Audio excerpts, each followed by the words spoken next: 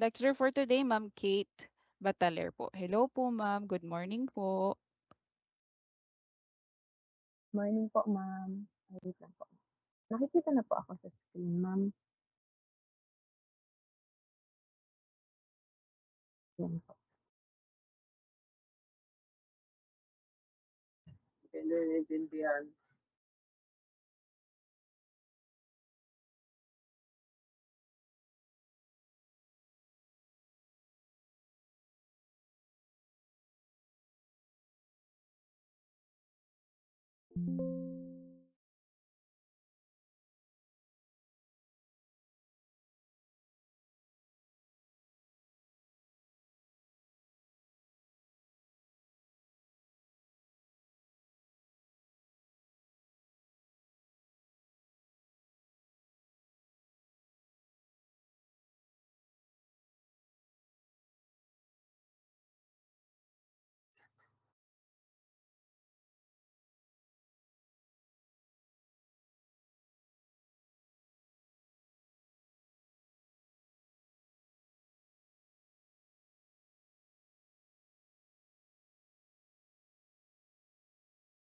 Hello po. Nakikita na po sa screen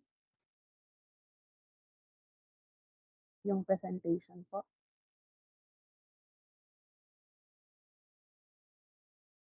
Yes po, ma'am. Yes po. Ako po, ma'am, nakikita na po ako sa screen. Yung presentation po, tas yung video ko po. Yung presentation pa lang po, ma'am. Wait lang po.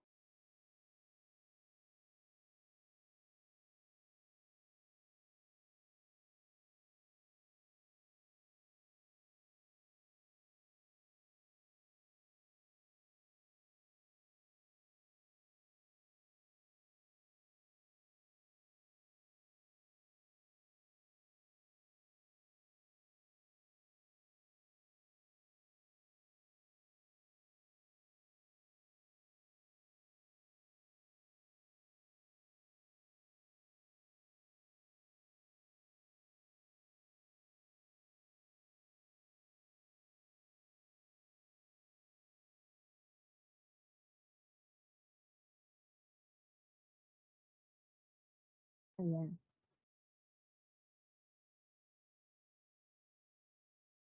Eto, ma'am, okay na po. Ito lang po nakikita yung... Ayan po, ma'am. Yes po, ma'am.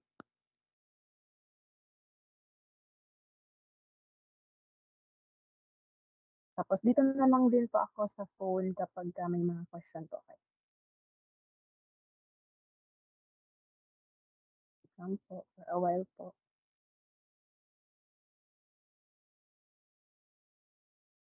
Ayan.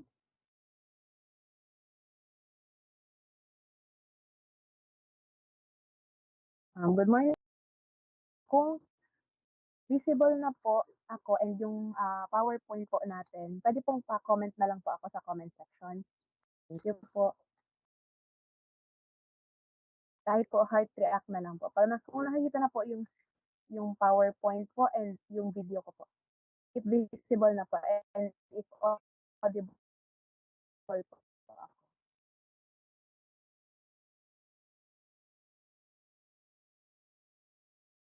Okay po. Good morning po everyone. So first of all po, happy Mother's Day po sa lahat if may mga mommies na po dyan and sa lahat po ng mga mommies around the world. Yan. So, good morning po everyone. So, I am Ma'am Kate C. Batalier. I will introduce first myself po. Question po kayo, dito na lang po kayo sa comment box po natin magtanong. So, I am Ma'am Kate C. Batalier po, a licensed professional teacher. I am from Pili, Camarines Sur. So, hello po kung meron ditong mga taga Bicol. So, I am from Camarines Sur, a national lecturer and top 9 last March, uh, last let March 2023. So, I graduated Bachelor of Secondary Education, major in Values Education.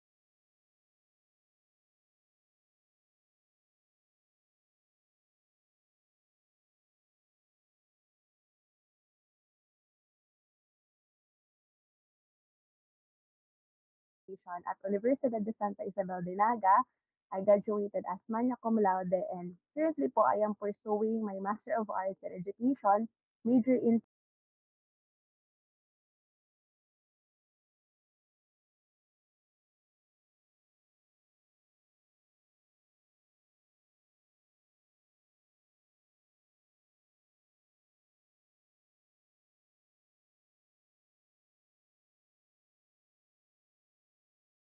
Philosophy of Education at University of the Philippines, Diliman.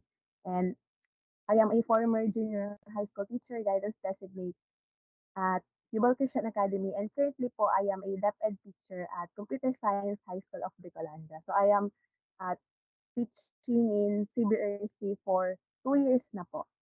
Yan. So ang mga tinuturo ko pong subjects, kasama na po yung TED-10, which is yung i-discuss natin ngayon, which is uh, Foundations of Special and Inclusive Education. So isa po ito sa mga subjects na kasama sa tinitake natin sa professional education. So di ba po, kung meron ditong mga elementary, ang ititake nyo sa actual board exam ay Gen Ed and Prof Ed. Pagka naman may major shift ay kapag BSED naman, Gen Ed, Prof Ed, leadership. So yung Prof Ed po natin, that's 40%. So mahalaga rin po na bigyan natin ng tuon or ng pansin ng maraming time sa pag-review ang professional education kasi 40% yon sa actual board exam sa BSED and 60% naman po sa mga elementary education. So sa actual board exam, medyo mahirap po yung Prof Ed natin kasi unlike sa Gen Ed na more on remembering, retention, may isang sagot sa tanong, mga general question. Ang Prof Ed naman po is more on mga situational, magkailangan mo talagang mag-analyze ng situation. So kaya nga, palagi kong sinasabi sa students ko na kapag Prof Ed, it's not enough na memorize mo lang yung concept. Dapat naiintindihan mo rin siya and kaya mo siyang ma-apply in real life situation. So, before we start, so gusto ko munang basahin ninyo kung ano yung nasa screen natin. So siguro nakikita niyo naman dyan. So ano ba teachers yung nakikita natin dyan? Yung hawak dun sa picture. So meron tayo dyan pin. Okay?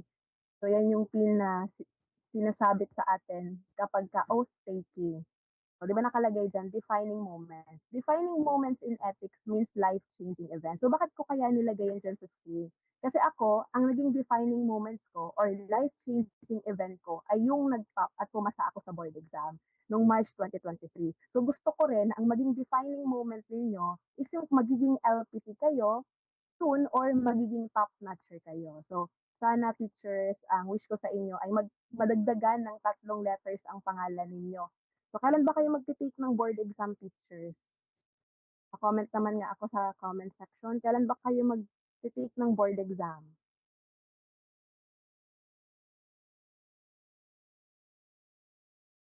Ayan, nawala na sila. Nandyan pa ba kayo?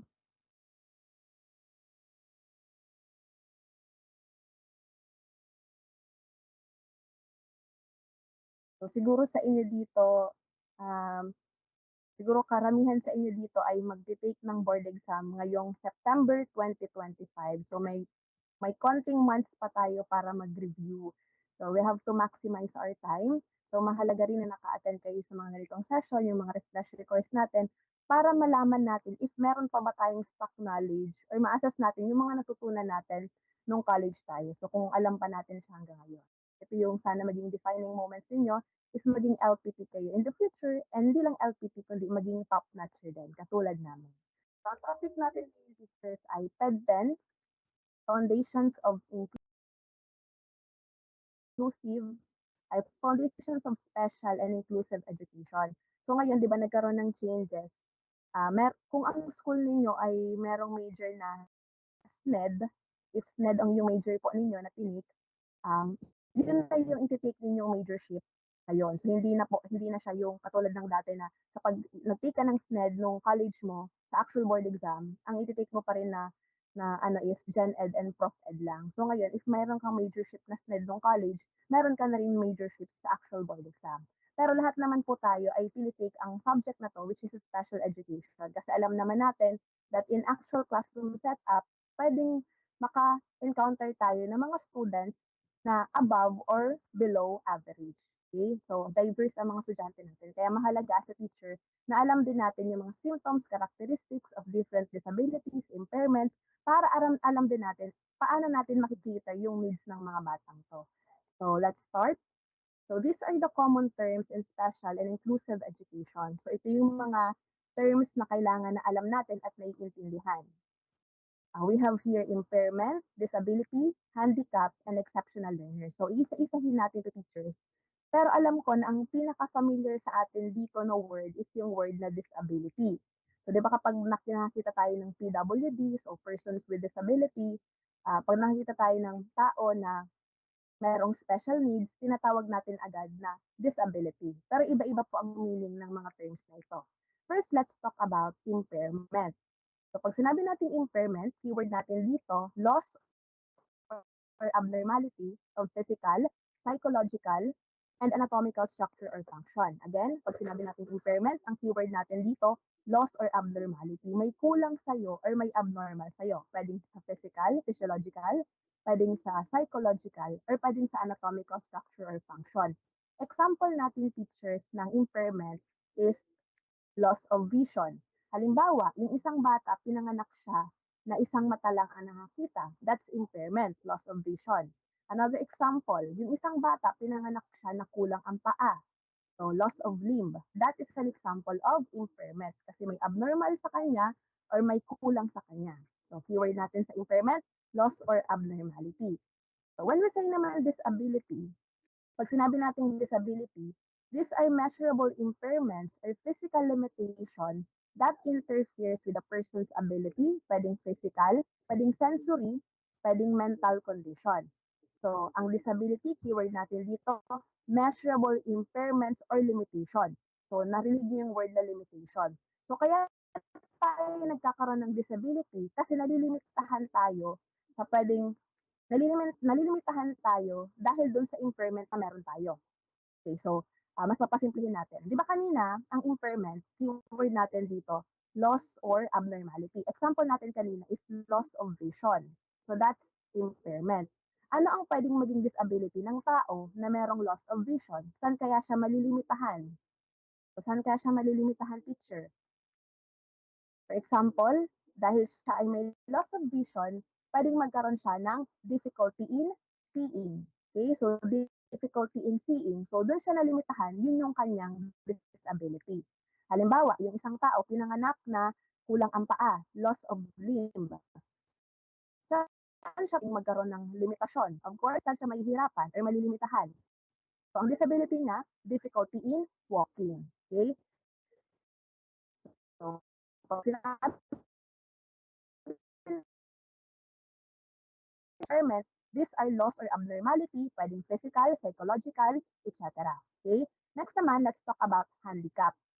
Pag sinabi natin teachers na handicap, isipin ninyo, involved na dito yung environment ng isang tao. Pwedeng involved na dito yung society, yung environment, o yung mga taong nakapaligid sa kanya. Okay? So, pag sinabi natin handicap, these are disability. So ito yung mga disadvantage na nararanasan ng taong may kapansanan dahil dun sa disability na meron siya. Again, this disadvantage that occurs as a result of disability. So ang handicap po, teachers, pa siya. Maraming example ang handicap. Isipin niyo, involved na dito yung society. Halimbawa, balikan natin yung example kanina. Di ba kanina, ang impairment ng isang tao is loss of limb. So, pinanganak siya na kulang ang paa. Ano ang kanyang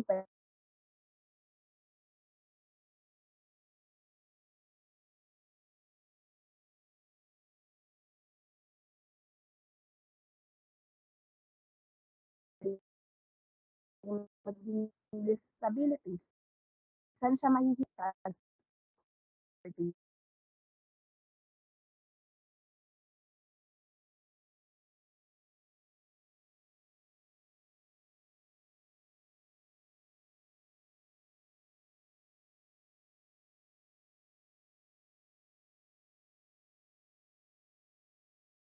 ng anak na kulang ang paa. Huwag pa upo po kayong mahiya na mag-comment. And if you have any ideas,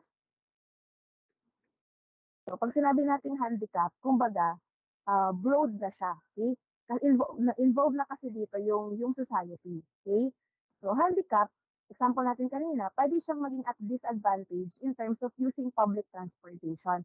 Kasi alam naman natin na hindi naman lahat ng public transportation sa Pilipinas ay mga may ano talaga, may naka-reserve talaga na para sa mga PWDs. Minsan nga kahit para for PWDs naman talaga yung space na yun, halimbawa sa jeep, 'di ba sa jeep yung upuan sa katabi ng driver, reserved dapat yon for persons with disability.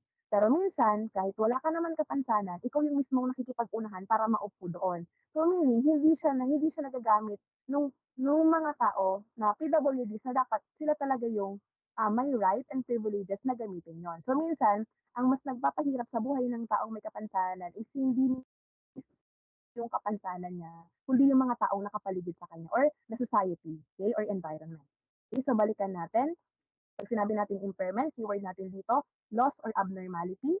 So may kulang sa'yo, may abnormal sa'yo. Pag sinabi naman natin disability, these are limitations caused by your impairment. And then when we say handicap, these are disadvantage that occurs as a result of disability. Pag sinabi naman natin teachers na exceptional learners, 'di ba minsan 'pag sinabi natin exceptional learners, ang unang pumapasok sa isip natin ay ito yung mga estudyante na magagaling, ito yung mga estudyante na high intelligence, yung mga genius, yung mga gifted. Pero hindi lang po sila ang tinatawag natin na exceptional learners. When we say exceptional learners, these are learners that are different from normal or average learners.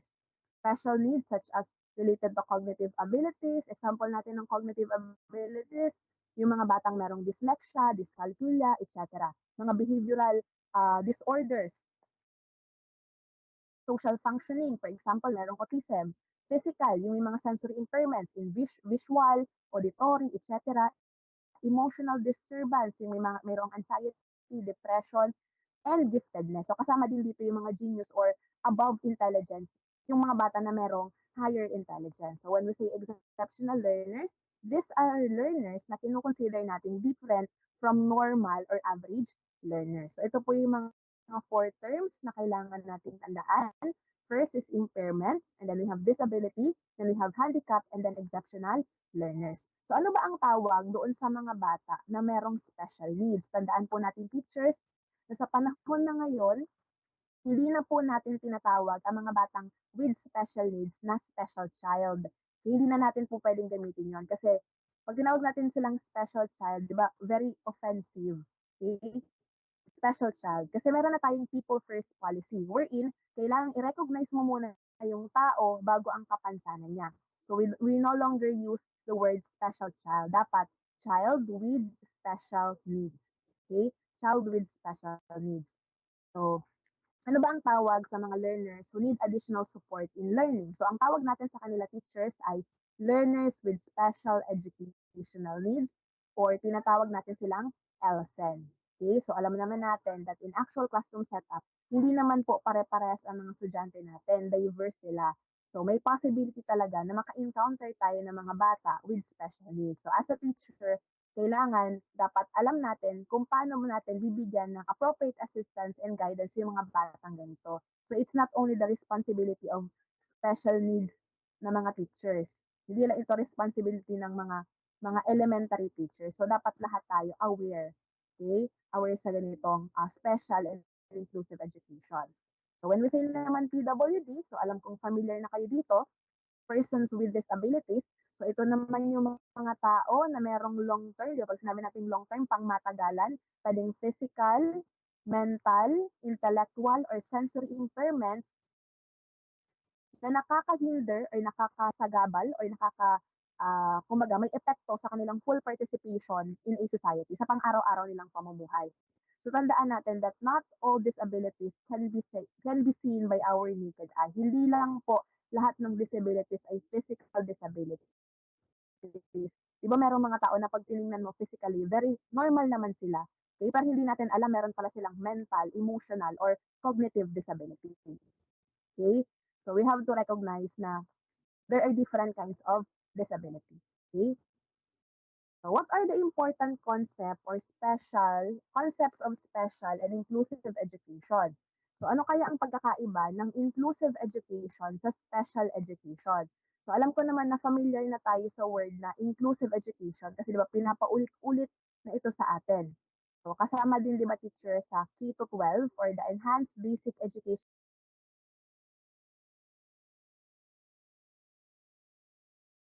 Act of 2013 ang ang ang special education, 'di ba? 'Pag sinabi natin K to 12, ang mnemonics natin diyan ay KESAS. KESAS, KESAS. Bakit KESAS? K for kindergarten, E for elementary, S for secondary, A for ALS or alternative learning system, and yung pang last na S stands for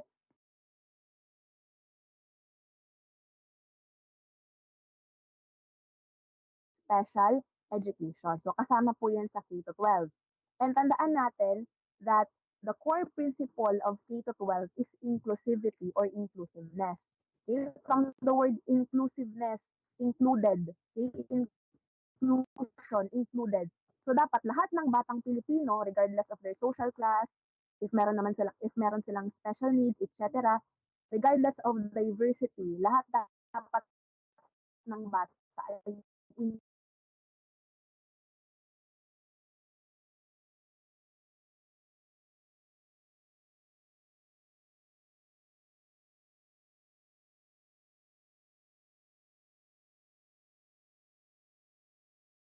na lahat dapat ng bata ay may karapatan.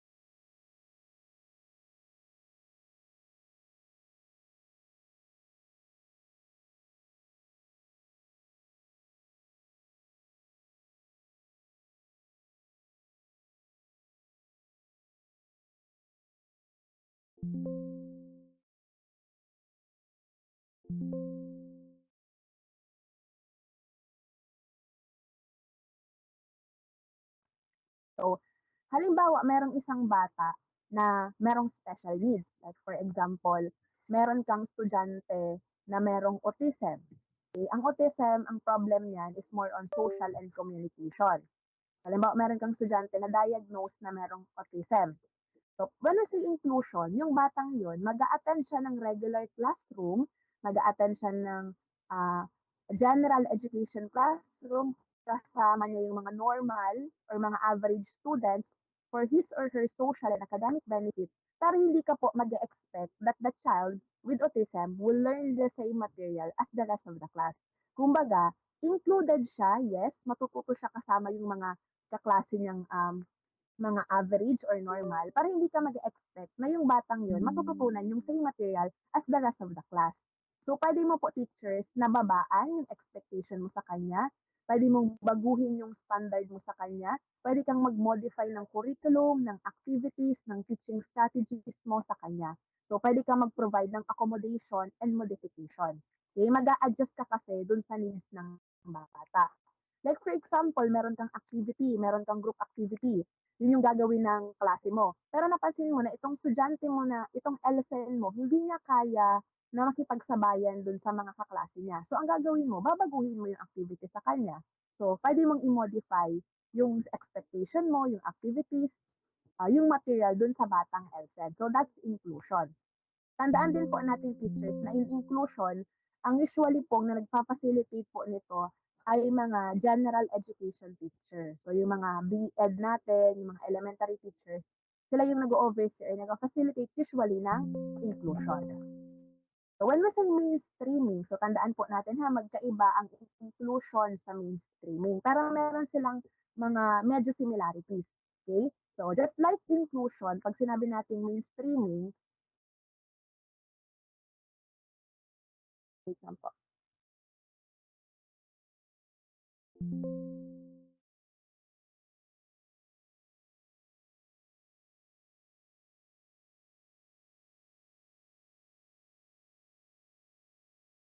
Hello po, teachers. Narinig po ako? If yes po, pa-comment ako sa comment section po. Kasi unstable daw yung nagka-cut. So, siguro may problem um, sa Wi-Fi.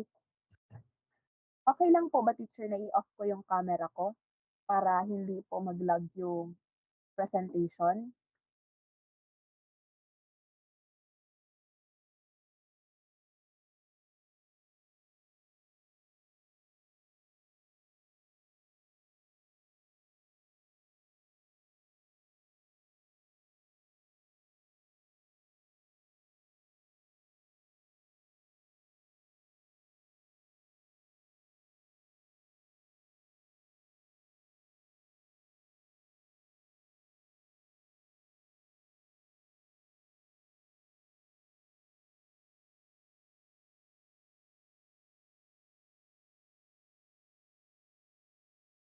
Hello hello po?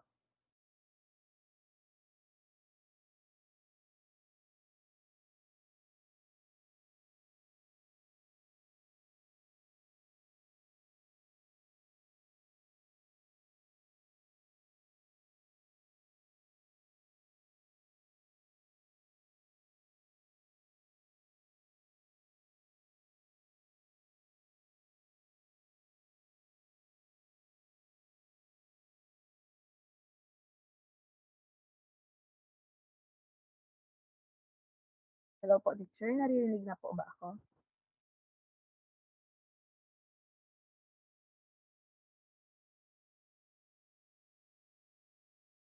I-off ko na lang po yung camera ko kasi baka, yung internet ko po yung may problema, para hindi rin po putol-putol yung sound.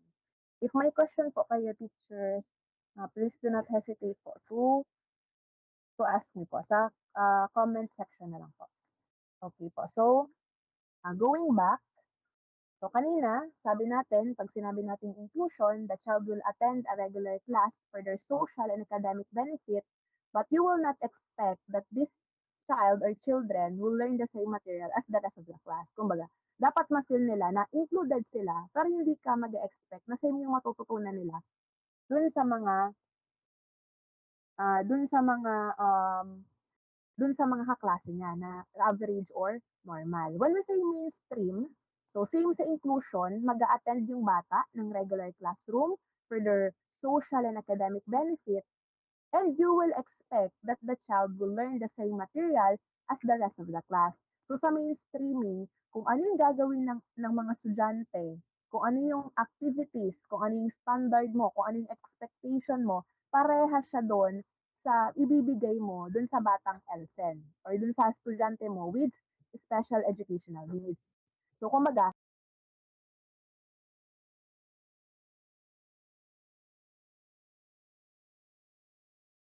pantay-pantay yung pagtingin mo sa kanya.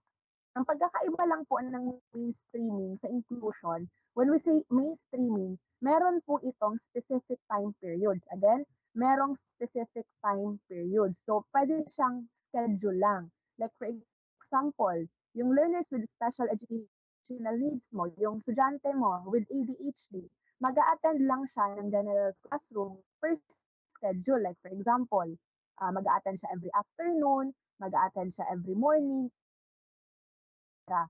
So, kumbaga, parang pull out yung bata ng general classroom and then after nun, i-put mo siya kasi, ilalagay mo siya sa isang resource room. When we say resource room, ito yung particular na classroom na kung saan, matututukan mo yung batang with special needs. So, kasama dito yung mentor or yung shadow teacher or special education teacher. So, resource room, ang tawag po doon is pull out, okay? You put the child in appropriate times. So, that's mainstreaming. Merong specific time period. And tandaan din po na pwede rin dito mag-facilitate, of course, yung gen ed teacher, pero usually po, mga special education teacher. Yung mga teacher talaga na graduate sa major na SNED or special education. So, this is mainstreaming. So, sa mainstreaming, of course, pwede ka rin po dito magbigay ng modifications sa course and adjustment sa assessment. So, para mas malinaw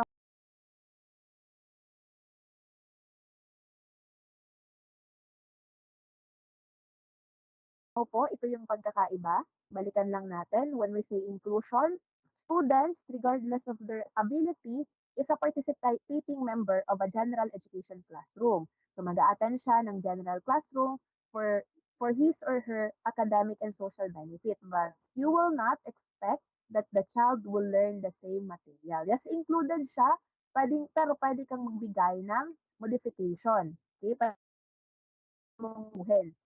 So, you can adjust or adopt or modify the curriculum para ma-meet mo yung needs ng bata. Kasi nga, mag-a-adjust ka dito sa needs ng bata. So usually nag-oversee po nito ay mga general education teacher or mga BEd teacher. When we say mainstreaming, dapat dito yung estudyanteng LSEN mismo ang makamit ng standard or criteria para makapasok siya sa isang mainstream classroom or general education classroom. Or kung sa inclusion, mag-a-adjust ka sa needs ng bata, sa mainstreaming, yung ability dapat ng batang LSEN ang makapasok or mamit yung standard or criteria ng isang general education classroom. So yung ability mismo dapat ng bata ang mag-adjust. Okay? Kumbaga, dapat pasok na dun sa criteria para makapasok siya sa isang general education classroom. Kasi dito, di ba, kung ano yung matututunan ng general, kung ano yung matututunan ng mga estudyante mo na normal or average, dapat same din doon sa matututunan ng batang LSEN. Okay? So dito, you will expect that the child will learn the same material as the rest of the class. And usually, ang nag-oversee or nag-facilitate ng mainstream classroom or in mainstreaming ay ang mga special education teacher. And another keyword natin, pag sinabi natin mainstreaming, merong specific time period. So, pwedeng schedule lang siya, pwede mong i-pull out yung LSEN or learners with special educational needs. So, I hope teachers na clear sa inyo ang pagkakaiba ng inclusion sa mainstream. So, isa ito sa mga important concept po na kailangan nating maintindihan kasi tinatanong rin po ito sa actual board exam. Okay? So if you have any questions po, mag-comment na lang po sa ating chat box. Okay? So ano naman pag sinabi nating integration? So from the word you integrate, integration. So ang keyword natin sa integration is unify. It is the process of unifying ordinary and special education. So, from the word unify, pinag-iisa mo, pag-iisahin mo, ano yung pag-iisahin mo? First is your ordinary. Pag sinabi natin ordinary, ito yung traditional, conventional, na general education na alam natin. So, ordinary sa special education with the aim of offering a set of services to all children based on their learning needs. Diba napakaganda ng integration? Kasi yung mga batang may kapansanan, hindi mo sila sinesegregate, hindi mo sila hinihiwalay. Ang ginagawa mo, sinasama mo sila dun sa mga bata na regular or normal. Kasi yun naman talaga ang goal, di ba, ng inclusivity. Hindi mo sila i-isolate, hindi mo sila i-segregate, kundi pag-iisahin mo sila. So that's integration.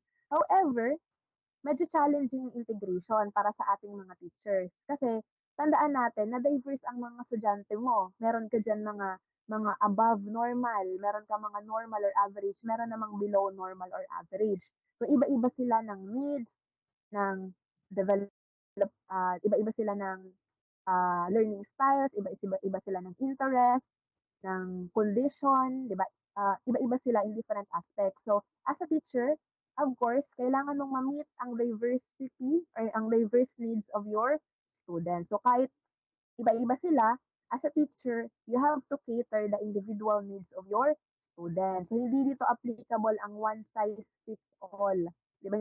Hindi na tayo nag-a-adhere sa one size all. Kasi hindi ibig sabihin na applicable sa isang bata, applicable na sa lahat ng estudyante.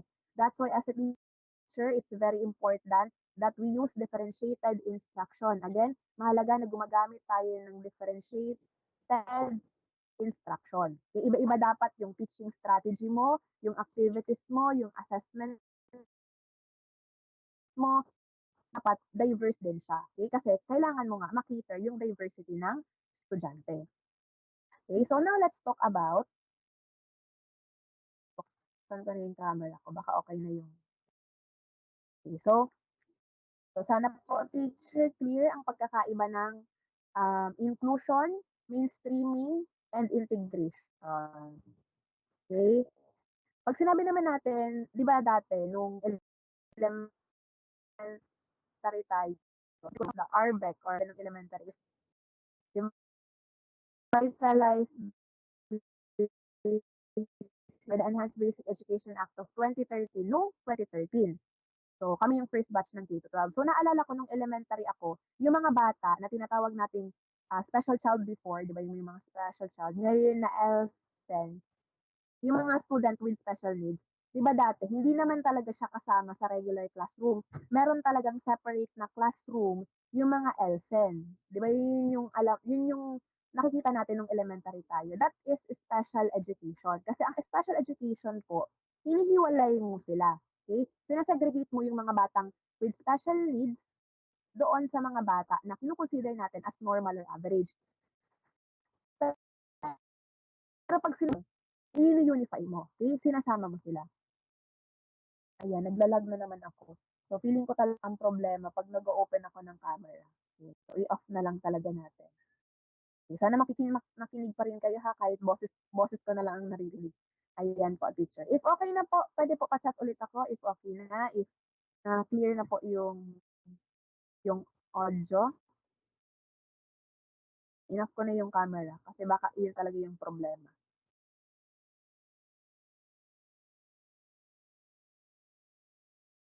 Comment po, teacher, proceed bago ako mag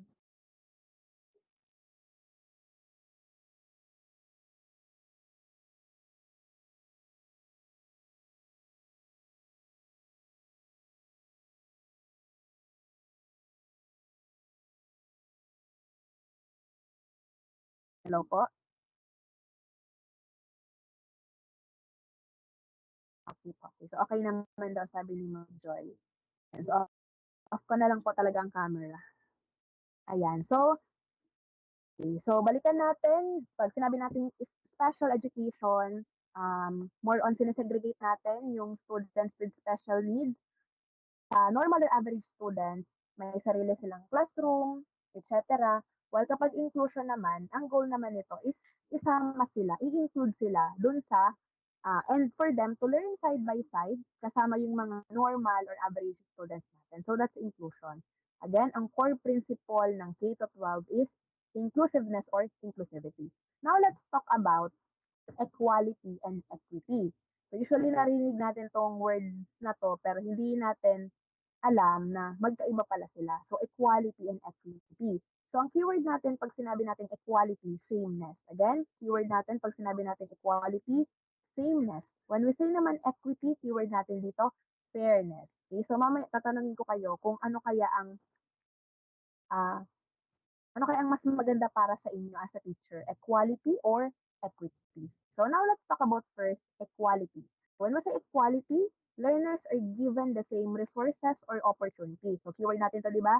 Sameness. So regardless ng pagkakaiba-iba ng mga bata, regardless of their differences in terms of social class, ability, skills, condition, nagbibigay ka sa kanila ng same resources or opportunities. Equality promotes fairness and justice by giving everyone the same thing.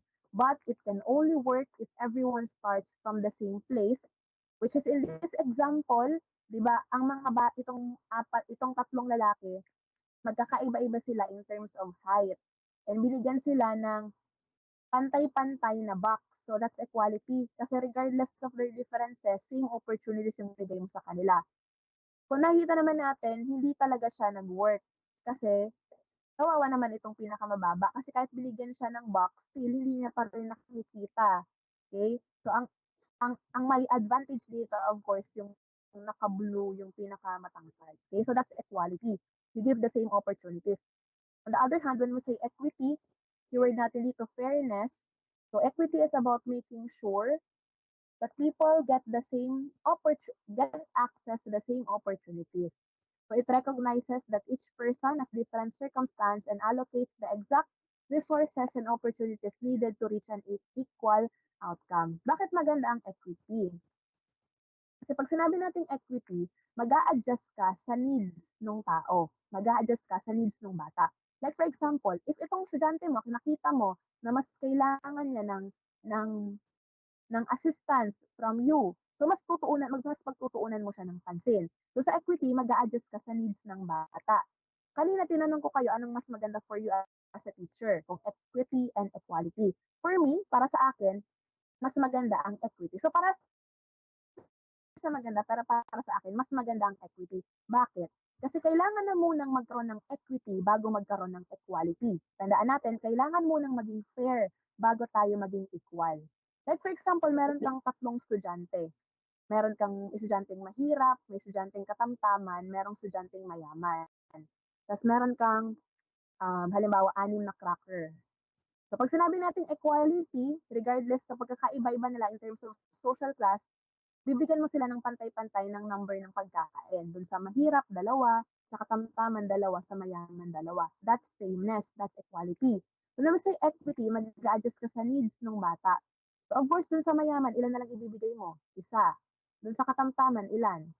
Dalawa. Dun sa mahirap, ilan ang ibibigay mo? Tatlo. Okay? So, di ba nag-adjust ka sa needs ng bata? Since mas kailangan itong mahirap ng mas maraming pagkain, mas binigyan mo siya ng mas maraming resources. So, that's equality. Kailangan mo nang maging fair bago tayo maging equal. Okay? Again, keyword natin pag sinabi natin equality, that's sameness. And when we say equity, that's fairness. So, I clear po sa inyo ang pagkakaiba ng dalawa. So now let's talk about concept of classroom accommodations and modifications. Sa teacher, it's not enough na na-recognize mo na may mga estudyante ka with special needs. Of course, pag na-recognize mo na may estudyante ka with special needs, anong gagawin mo next? Of course, you have to give appropriate assistance, accommodations and modifications. Tandaan po natin, teacher, na wala po tayong right na mag-diagnose ng ating mga estudyante. Although kahit minsan nakikita natin na obvious naman na yung estudyante natin na merong special needs. Kasi na-observe naman natin sila, di ba? Nakikita mo na yung symptoms, characteristic ng bata. Like for example, na merong autism. Pero wala po tayong right to diagnose them. Kasi in the first place, hindi naman po tayo psychologist. Okay? So, pwede tayong gumawa ng anecdotal record. So when we say anecdotal record, ito yung comprehensive, detailed narrative report mo na about sa observations mo dun sa bata. Pwede mo yun ipakita sa parent or sa appropriate na professionals na mag-a-assess sa situation ng bata. And alam naman natin that parents are sometimes in denial sila kapag kayong mga anak nila ay merong mga conditions or special needs. So we have to be careful about that. So wala tayong right na mag-diagnose. Pwede lang natin silang uh, i-take down. Okay? So i-record yung mga observation natin. And if na alam na natin na na-diagnose na yung bata ay may special needs, ano ba yung pwede nating magawa as a teacher? So meron tayong tinatawag na accommodations and modifications. So para mas madali nating maintindihan, so tandaan natin pag sinabi nating accommodation, you accommodate, nagbibigay ka lang po dito ng minimal assistance. Diba? Pag sinabi nating minimal, konti lang yung binibigay mo assistance. When we say modification, from the word you modify, you change, binabago mo na. So you change some parts. So usually dito, ang binibigay mo na pong assistance ay major assistance. So again, balikan natin. When we say accommodation, you give minimal assistance. Modification, you change or you give major assistance dun sa bata. So let's talk about first accommodation. Accommodation means giving minimal assistance to the learner with special educational needs or ELSEN, but using the same task as everyone else. So dito, halimbawa meron kang estudyante with special needs. So, same lang po yung material na ibibigay mo sa estudyante, same as the rest of the class, pero magbibigay ka lang sa kanya ng minimal assistance. Like for example, extended time. Mas mahaba yung time niya sa pag-accomplish ng task. Frequent breaks. Halimbawa, meron kang estudyanteng with ADHD. So when we say ADHD, that's attention deficit hyperactivity disorder. Alam naman natin na ang mga batang with ADHD are uh, ano sila, hyper sila. So nahihirapan sila sa pag-focus, minsan impulsive sila, and short attention span. Mabilis silang maboring, okay, sa activity.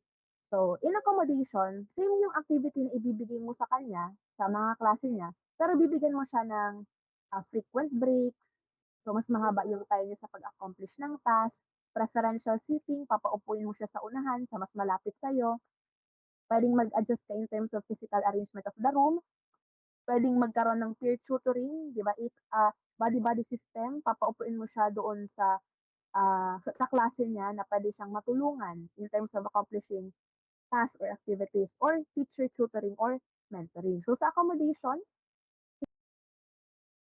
same yung activity, same yung task, same yung standard, okay? Same yung expectation mo doon sa same yung gagawin ng batang ELSEN, magbibigay ka lang po ng minimal assistance. So that's accommodation. When we say modification, di ba, from the word you modify, may binago ka na. So dito, mas malaki na yung assistance na binigay mo.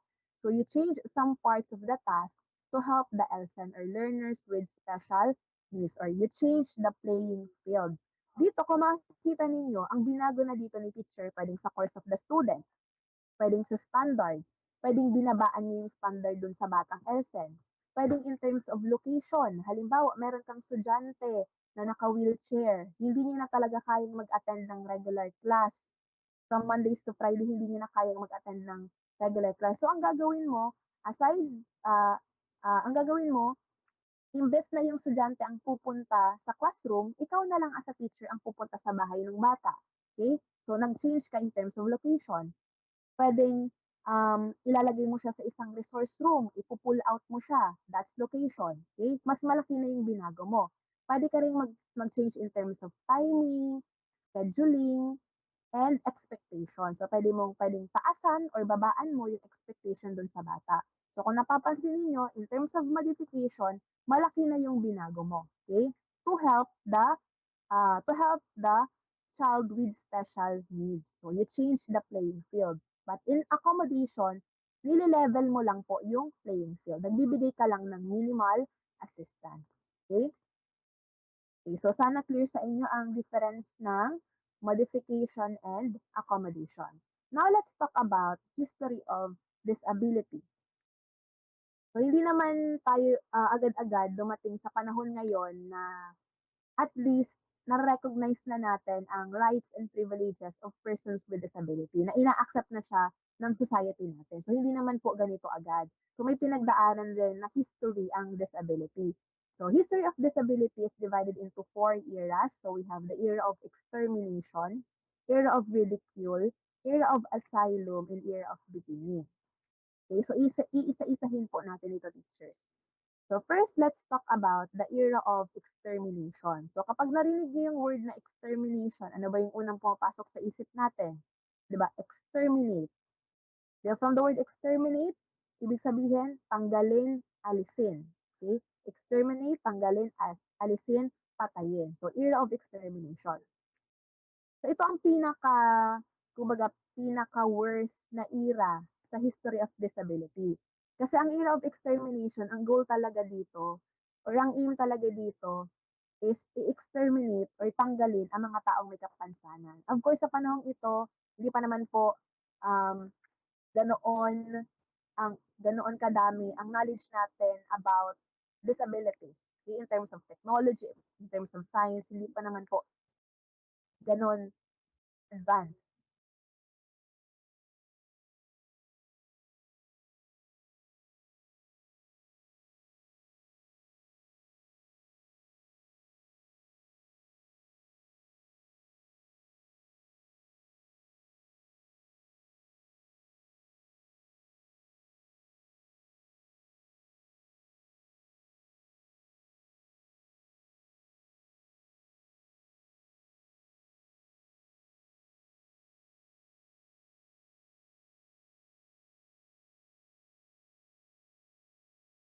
History of disability. Kasi ang goal dito is i-exterminate, tanggalin, alisin ang mga taong may kapansanan. So people with severe disabilities sometimes survive adulthood but still not a normal life expectancy. So noong panahong yan, namamatay sila ng maaga. So meron naman nakaka-survive hanggang adulthood pero hindi normal yung naging pamumuhay. So during the early civilization, that's BCE to CE 500. Because of lack of medical understanding and technology, people with congenital disabilities, so yung mga namamanang sakit, either died of complications such as infections shortly after birth or were killed for economic, eugenic, or religious reasons. So, ano ba yung mga dahilan kung bakit hindi sila nakakaabot hanggang adulthood, or kung nakakaabot man sila hanggang adulthood, hindi pa rin normal yung pamumuhay nila. Unang-una because of lack of medical understanding and technology. So, um, bata pa lang, of course, nagkakaroon na ng infections. That's why namamatay din sila agad. And they are routinely killed. So, intentionally silang pinapatay. Ano yung unang reason? First, because of economic reasons. Siyempre, nasa isip ng mga tao noon na kapag meron kang kapansanan, magiging pabigat ka lang sa pamilya mo or sa society. Okay? So, papakainin ka lang ng society. So, ang ginagawa sa kanila, pinapatay na sila. Next ay eugenic. So, when we say eugenic, ibig sabihin po yan ay planned breeding. So, intentionally silang pinapatay para hindi na po makahawa pa or mapas sa next generation yung kapansanan or yung sakit na meron sila. So, planned breeding. So, kapag imperfect ka, may kapansanan ka, papatayin na sila para hindi na sila mapas pa sa next generation. So, that's eugenic. Bakit kasama ang religious reasons?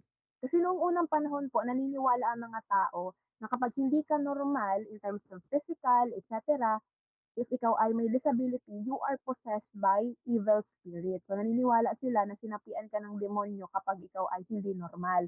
So anong ginagawa ng mga tao before? So kung nakikita niyo dito sa picture, di ba parang tinutusok yung ulo ng tao?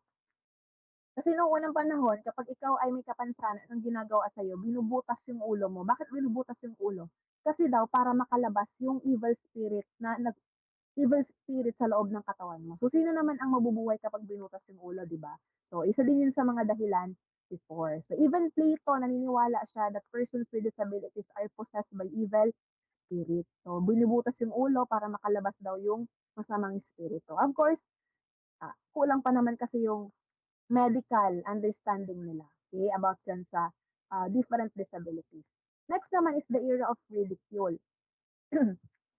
So sa era of ridicule, so at least naman dito hindi na sila pinapatay. So hindi na sila ini-exterminate or inaalis sa society. But still, hindi pa rin naging maayos yung pamumuhay ng mga persons with disability. Bakit era of ridicule? Kasi yung mga tao during this time, minamak sila ng society, or ginagamit sila for entertainment. If you're familiar sa movie na um, Greatest Showman, if napanood niyo na yung movie Greatest Showman, 'di ba dun sa The Greatest Showman, yung mga tao na with disabilities, yung mga tao na iba yung itsura compare sa normal or average, ginagamit siya for circus or for entertainment. Okay, so parang ganun yung idea. If napanood niyo na yung The Greatest Showman.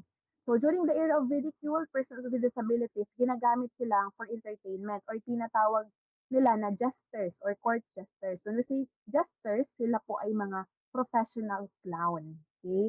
Professional clown.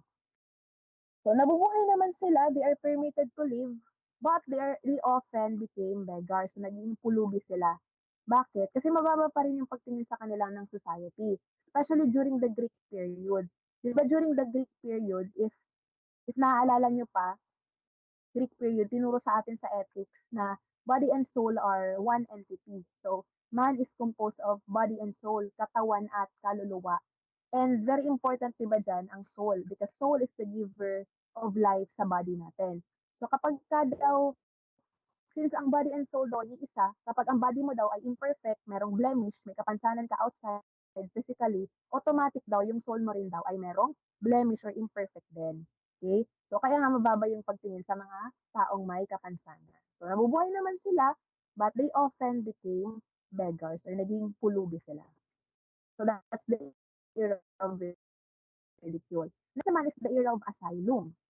Okay? So kung napapansin niyo, every era naman meron namang mga changes na nag-aano naman, meron namang mga pagbabago. So the era of asylum during the Renaissance period, PWDs are cared by the Catholic Church.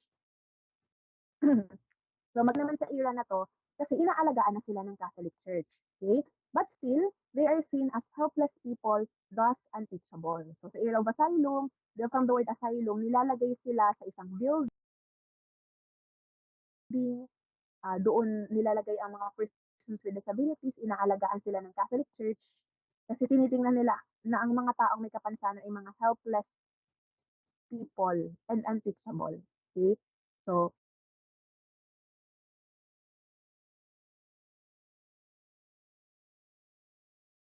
Although inaalagaan sila, pero mababa pa rin yung pagtingin. So that's the era of asylum. So ang last era naman, and ang pinakamagandang era sa history of disability, of course, ang era of beginning. So the era of beginning, meron tayo ditong tatlong taong mahalaga na kailangan natin tandaan at makilala. So the three pioneers of SPED. Una dyan ay si Pedro Ponce de Leon. We have Abichos Miquel de Lepi and Louis Braille. So, ito yung mga three pioneers of SPED.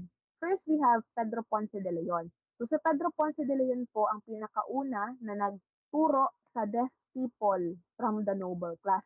When we say deaf people, di ba mga bingi? Deaf. So, siya ang unang nagturo sa deaf people from the noble class. Yung mga mayayamang deaf people noon, tinuruan niya. So, that's why si Pedro Ponce de Leon po ay tinatawag na first teacher of the deaf. Again, teacher of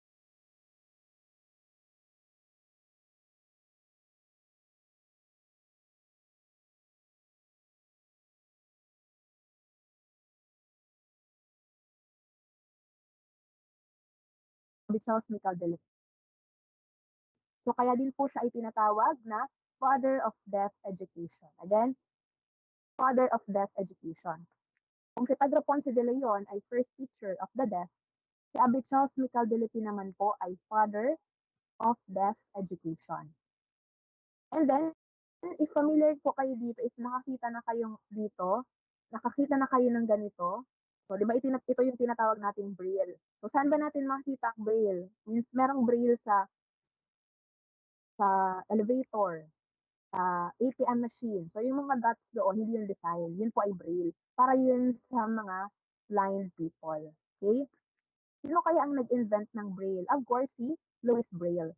So si Louis Braille, he invented a tactile system of reading and writing for the blind. So yung mga dots na yon, meron yung equivalent na letters or words, kaya nagagawang mabasa ng blind people. So si Louis Braille. So bakit kaya nakapikit yan si Louis Braille sa picture? Kasi si Louis Braille po ay bulag din. Okay? So hindi siya pinanganak na bulag, pero nabulag siya nung bata pa siya. Na-infect, natusok yung mata niya and na-infect and eventually nabulag siya. But despite ng condition niya, still naka-invent po siya ng reading and writing system na ginagamit ng blind people hanggang ngayon. So, yung tinatawag natin na Braille. So again, balikan natin ang three pioneers ng um, SPED. First, we have Pedro Ponce de Leon, the first teacher of the deaf. Charles Michael de Lepi, the father of deaf education. And Louis Braille, ang inventor ng Braille system or the tactile reading writing system. So yun po yung four eras ng history of disability. First, we have the era of extermination, we have the era of ridicule, we have the era of asylum, and era of beginning. Now let's talk about legal basis. So tandaan po natin teachers na sa professional education na subjects, marami talaga kayong i-memorize na mga batas. Pero katulad ng sinabi ko kanina, it's not enough na memorize mo lang po yung concept, na memorize mo lang yung batas. Kailangan naiintindihan mo rin siya and kaya mo siyang apply in situation. Kasi sa actual board exam, hindi naman po yan sa inyo itatanong na remembering type. Of course, ilalagay siya palagi sa situation. Okay? You have to analyze. So these are the important laws about special and inclusive education. So we have here PD 603, Series of 1974, the Child and Youth Welfare Code. So nakalagay po sa PD 603, where needs a warrant, there shall be at least one special class in every province, and if possible, special schools for the physically handicapped, the mentally retarded, the emotionally disturbed, and the specially gifted. So nakalagay po sa batas natin na required na ang bawat probinsya ay dapat may at least one SPED class. Kaya kung nakikita natin, di ba, sa mga usually sa mga barangay hall, merong mga classroom allotted for special class. Okay? Sa kada elementary school naman, particularly in public school, di ba meron din silang okay? So nakalagay kasi yan sa batas. Kasi again, ang goal ng ano natin, ang goal ng bansa natin is to provide access to quality education sa lahat ng batang Pilipino. So that's according to PD1 ay PD 603. At least one SPED class or special class in every province. So ito naman po yung nakalagay sa 1987 Constitution, Article 14, Section 1, that the state shall protect and promote the rights of all citizens to quality education at all levels and shall take appropriate steps to make such education accessible to all. Okay? So, ang education kasi, it is our right. Di ba? Pag sinabi natin na meron ka na yan, hindi yan pwedeng bawiin sa'yo. Hindi siya katulad ng privilege na nakuha mo at pwedeng bawiin sa'yo. Like yung lisensya natin, our license is a privilege. It's our privilege kasi hindi naman lahat ng tao ay may privilege na magturo, di ba? Pero yung education, that is our right. Kasi pinanganak ka na meron na yan at hindi siya pwedeng bawiin sa'yo. And para siya sa lahat. Just like education. So sa SDG din natin, when we say SDG, Sustainable Developmental Goals, di ba we have 17 goals na kailangan ma-achieve by year 2030. Tandaan natin na ang SDG 4 is about quality education. Okay? So, quality education. So, lahat dapat ng batang Pilipino ay may access to quality education. Kaya di ba sa Pilipinas, ang elementary po, ang basic education, I mean, ang elementary, required siya. Okay? Free and required. While yung high school, free siya, pero hindi naman siya required. Okay? Yung tertiary naman, of course, hindi siya free, pero merong mga school like state colleges and universities na halos wala ka ng babayaran. Di ba? Okay. So, tandaan natin, ang elementary sa atin ay free and required talaga. Okay? So, talagang kailangan pag-aralin ng mga bata. Next is the Magna Carta for Disabled Person. Tandaan niyo po itong batas na ito, lumalabas sa board exam. That's RA 7277. Baka malito kayo, it's not 77.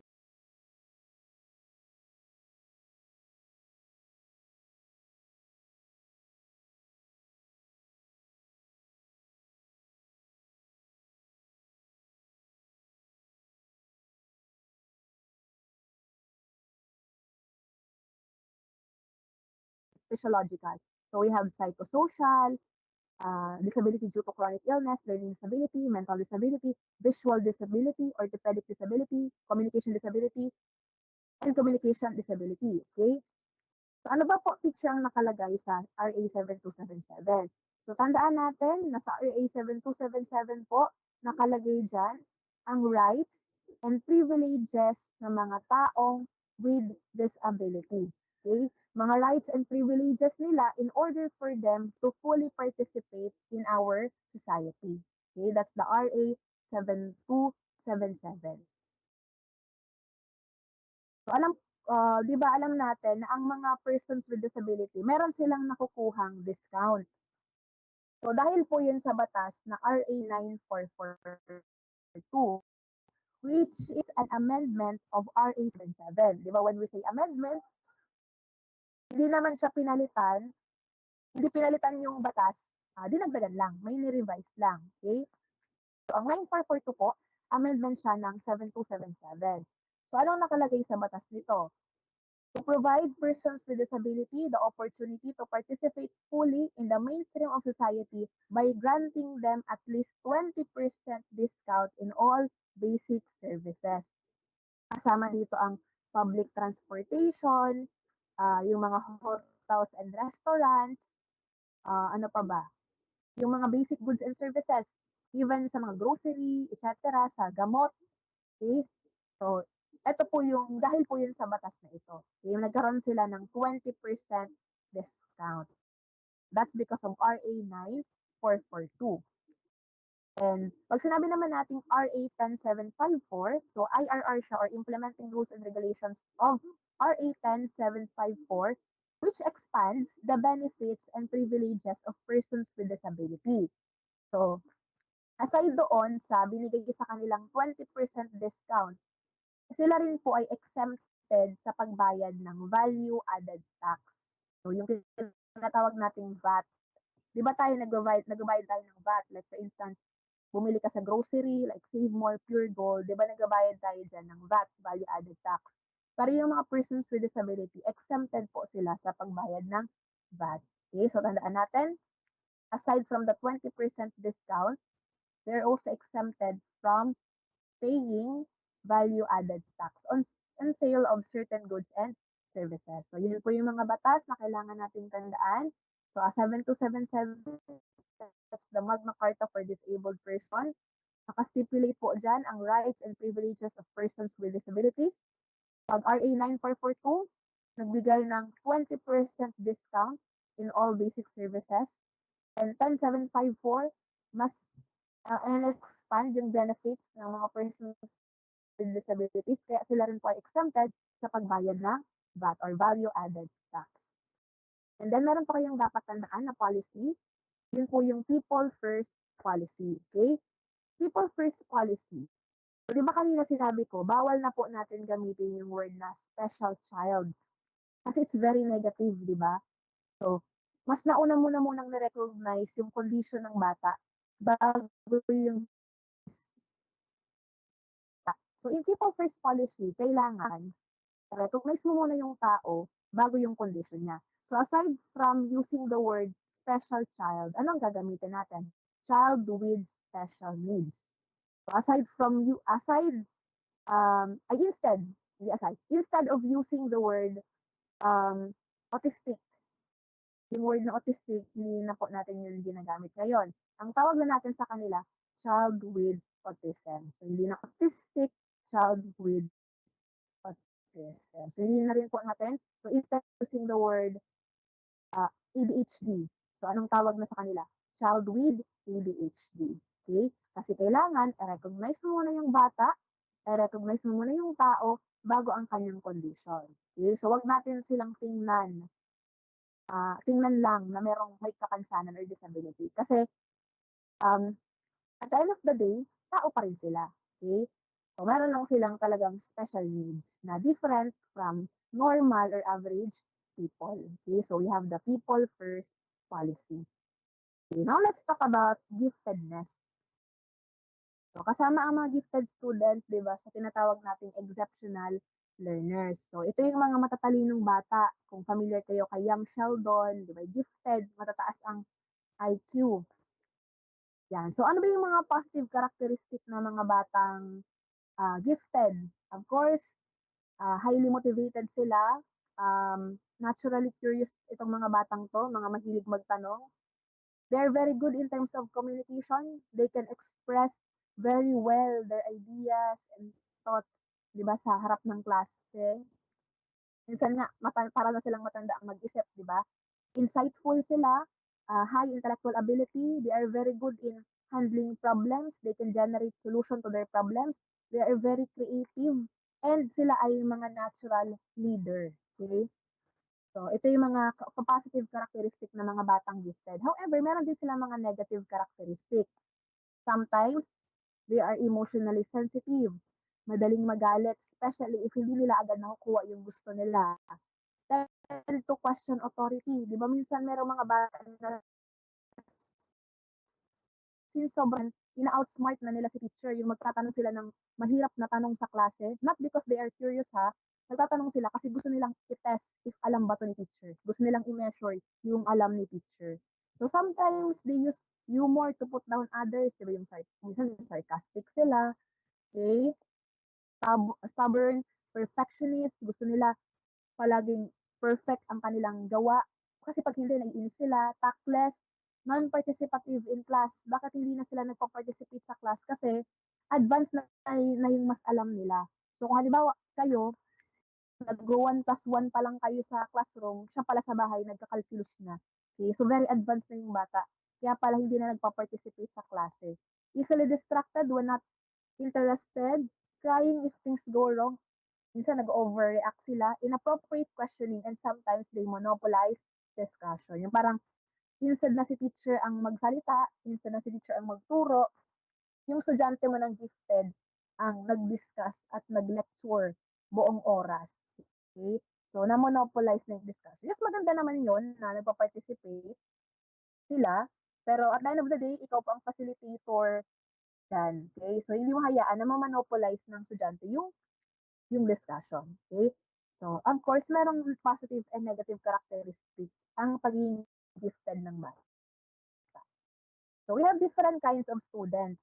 So, usually, di ba kasi ang na-identify lang natin na ang easily nating na-identify na type of student, yung magagaling, yung matatalino, yung mababait, yung mga masunurin, yung mga successful and autonomous learner. But actually, teacher, there are 6 types of learners. So, we have the successful, the challenging, the underground, the dropouts, the double label, and the autonomous.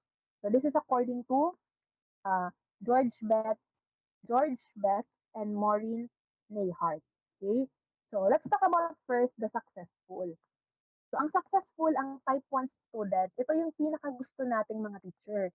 Kasi ito yung mga estudyante na matatalino, magagaling sa klase, mababait.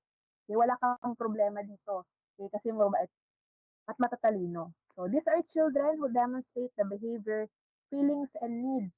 They listen closely to their parents and teachers, learn well and can score high in achievement and intelligence kasi ito yung mga laging suki ng recitation, palaging matataas ang score ng exam and quizzes, and minsan na-identify sila as gifted. Pero still, minsan daw, nag-exhibit pa rin sila ng mga behavioral problems. Pero all in all, ang mga estudyanteng type 1, ito yung mga successful learners na gustong-gusto ni teacher. Okay? They are very good in terms of academics, successful. Next, we have the challenging or tinatawag nating type 2 learner. They are divergently gifted. So, iba-iba. Minsan magagaling sila pwedeng sa music, sa art, sa verbal, sa mathematical, etc. So, divergently gifted. They possess a high degree of creativity and may appear to be obstinate, tactless, or sarcastic. Yes, magagaling ang mga batang 'to, mga gifted, matatalino. However, ito yung mga bata na merong mga behavioral problems. Ito yung type of student na matatalino pero palagi kang kine-question sa klase, 'di ba? They question authority, china-challenge nila si teacher. They do not conform to the system and they have not learned to use it to their advantage. Minsan, yung mga type 2 or challenging students, hindi natin easily na-recognize ang skills nila, ang giftedness nila. Kasi nga, mas napapansin natin yung behavioral problems ng mga bata. Okay? So, the challenging, yes, magaling, matalino, but merong behavioral problems. Next naman, we have the underground, type 3 students. So, di ba meron tayong mga estudyante minsan na magagaling naman. Yung alam naman natin na merong ibubuga. Pero tinatago nila yung talent na meron sila kasi gusto nilang maging belong sa particular circle or group. 'Di ba usually nangyayari yan sa mga lalaki, yung mga tinatawag nating boys at the back, 'di ba yung palagi nating napapagalitan kasi ingay, magugulo, hindi nagpa-participate. 'Di ba kahit yung mga pasaway na yan, meron pa rin diyang estudyante na okay naman, okay? 'Di ba yung magaling naman, may talent naman, high intelligence naman, pero nagpapanggap siya, okay? Bakit? Kasi gusto niyang mag-belong pa rin siya dun sa particular group na yon. So frequently feel insecure and anxious. Changing needs are often in conflict with expectations of teachers and parents, and minsan increase their resistance and denial. Underground students, their talent and skills in order to feel more included with a particular group. Okay? Next naman ay the dropouts. So ito yung mga dropouts type of student na palagi nating napapagalitan. Okay? So if ang successful, minsan favorite ni teacher, ang dropouts, yung favorite ni teacher na pagalitan. So dropouts. So angry with adults and when themselves. So mga bitter because the system has not met their needs. Anger with acting depressed and withdrawn. Feeling of rejection. So feeling nila they are rejected. Identified very late. So ito yung mga estudyanteng palaging late, bitter, pala-absent, very low self-esteem. They do not participate in class. That's why very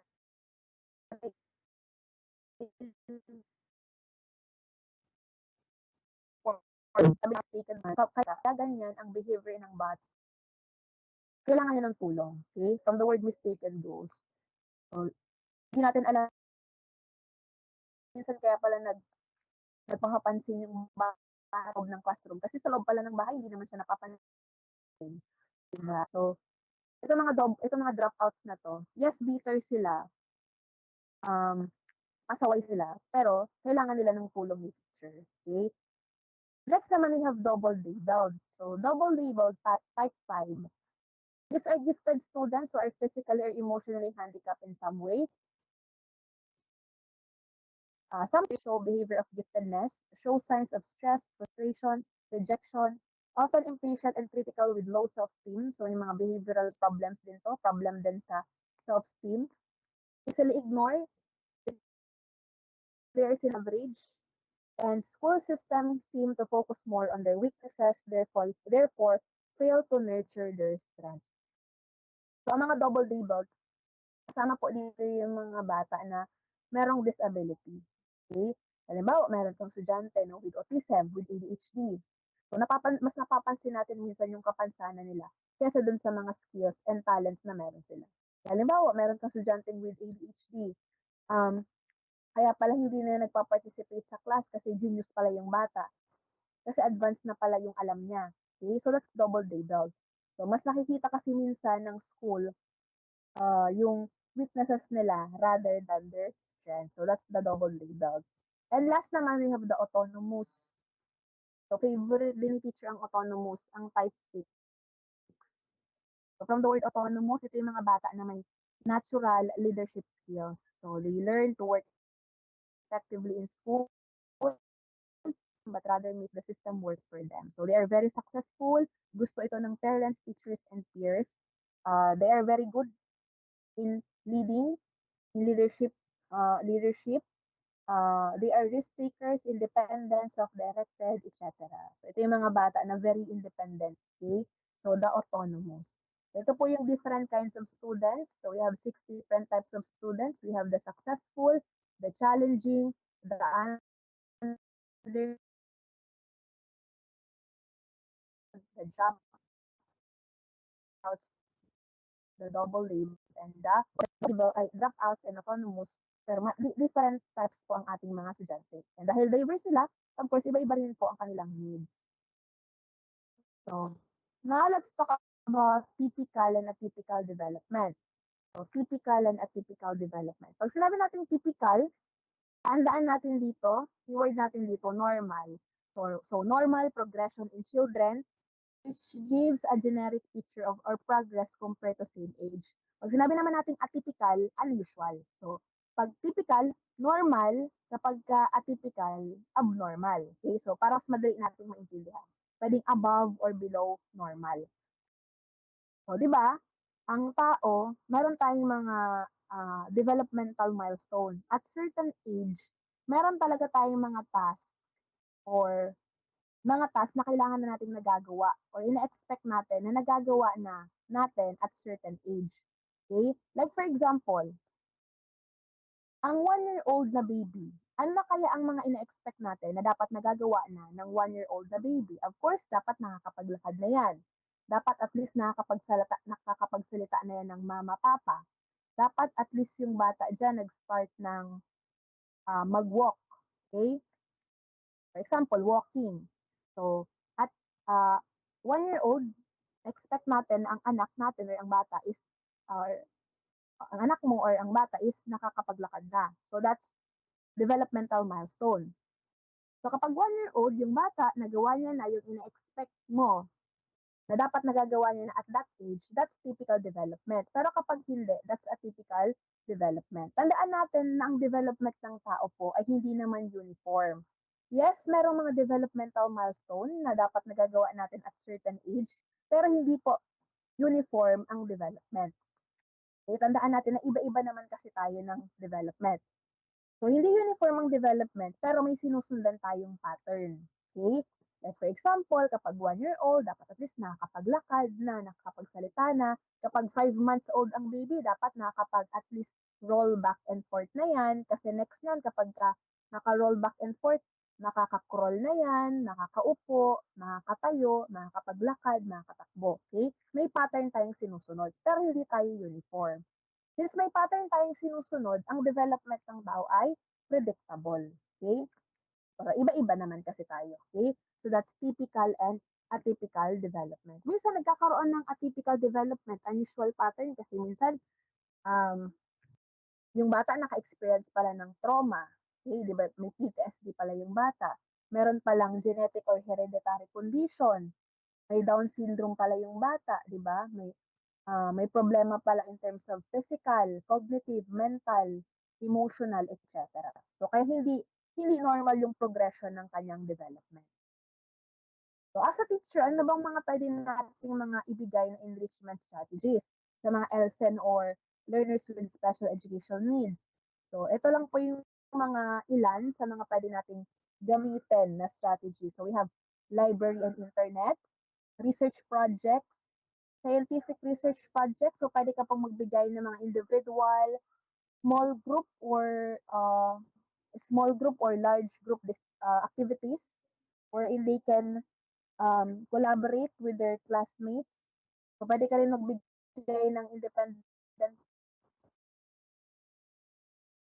projects, mentorship. So, ito si Brina Maxino. So, as you can see, meron siyang support system. Kayang-kaya pa rin mag-try ng mga bata.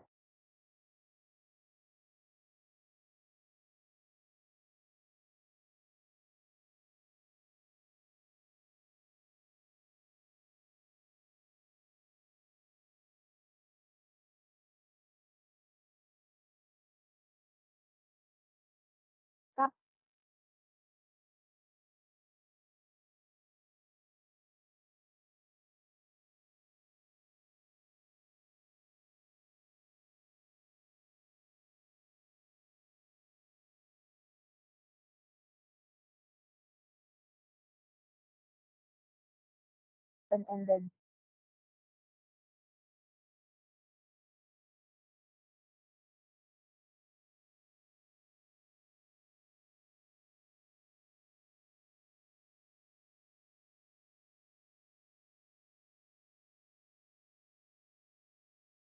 natin, depende rin po yan sa needs ng estudyante natin.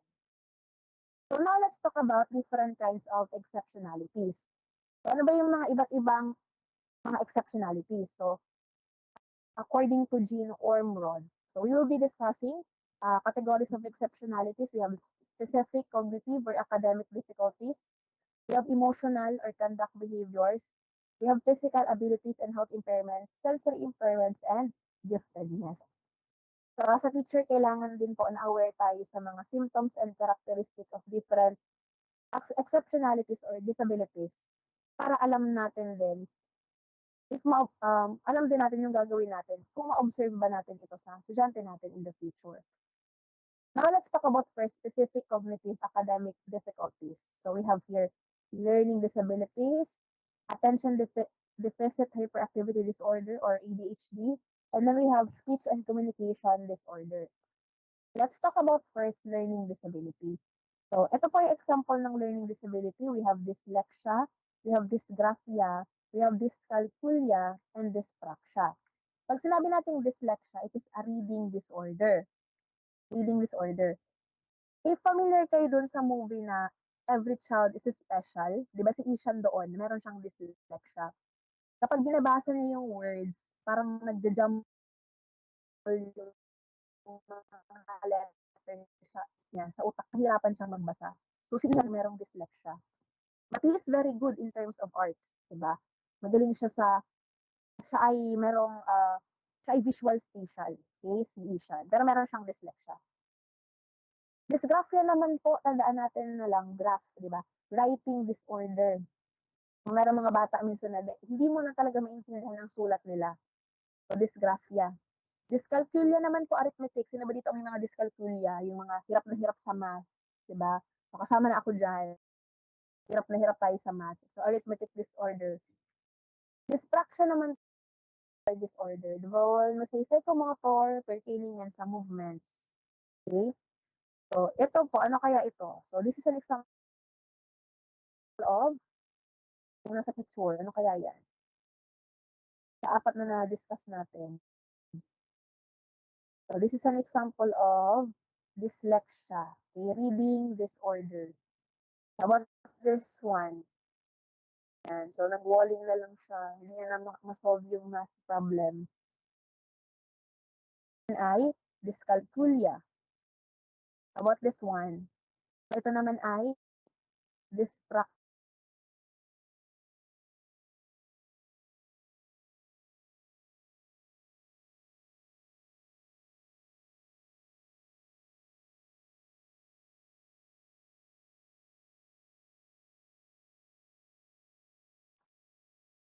Motor disorder.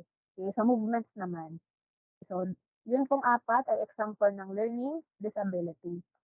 So, now let's talk about ADHD or Attention Deficit Hyperactivity Disorder.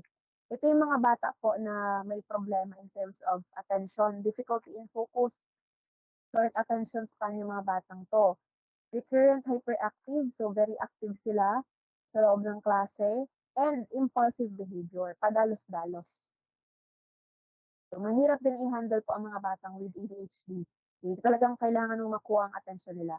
Kaya nga, if meron kang estudyante na merong ADHD, kailangan mo rin iwasan yung paglalagay ng too much design sa loob ng classroom.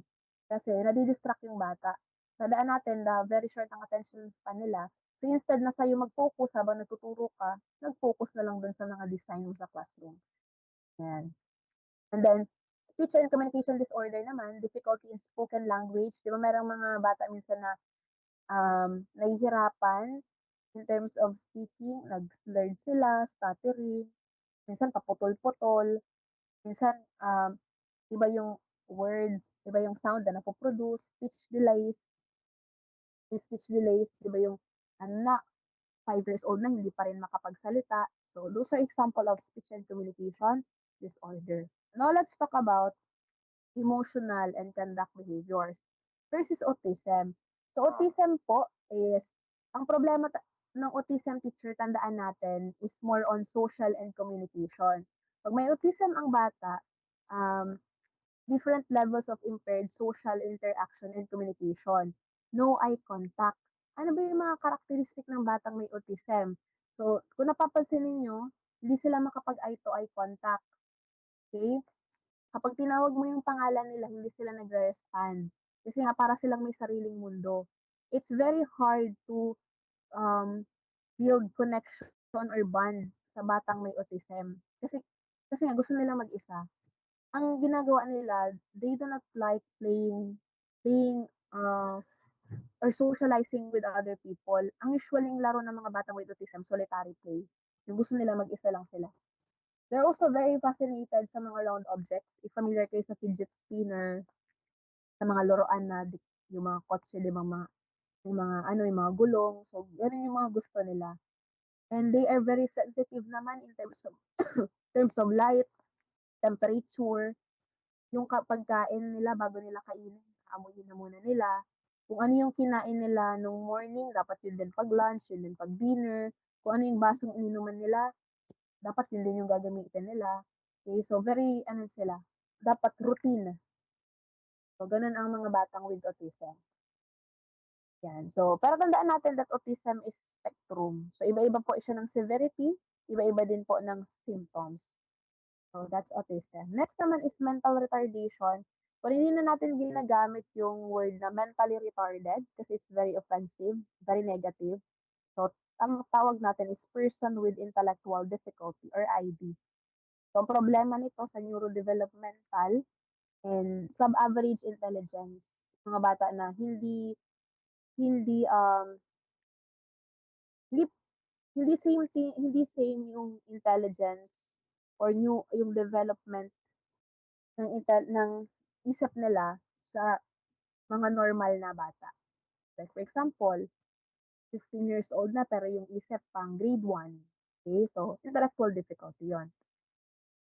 Next is emotional, and pag merong intellectual difficulty, hindi lang po more on academics na hirapan ng bata, but even in yung daily functioning niya as an individual.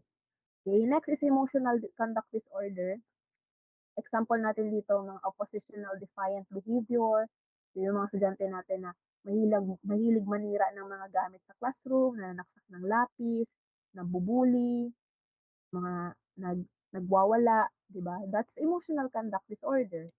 Yung mga estudyante natin, na merong depression, aggression, anxiety, so those are example of emotional conduct disorder. Now let's talk about sensory impairment. So 'di ba we have 5 senses, hear, sight, hear, um, hear, sight, smell, touch, taste. So 'di ba yun yung 5 senses natin.